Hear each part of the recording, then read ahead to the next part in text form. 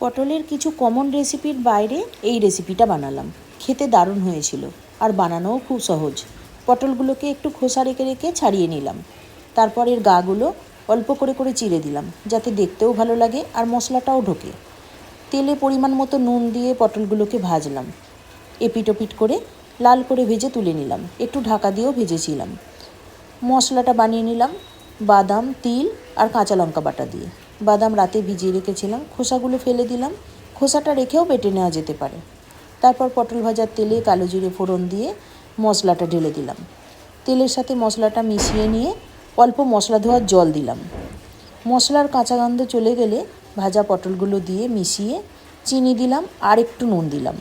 ভাজার সময়ও নুন দিয়েছিলাম। চাপা দিয়ে মিনিট 5 রান্না করলাম। হয়ে এলে ধনেপাতা কুচি আর কাঁচা লঙ্কা ভেঙে মিশিয়ে নামিয়ে নিলাম। গরম ভাতের সাথে খেয়ে জানাবেন কেমন লাগলো। আর ভালো লাগলে অবশ্যই লাইক, শেয়ার, কমেন্ট করবেন।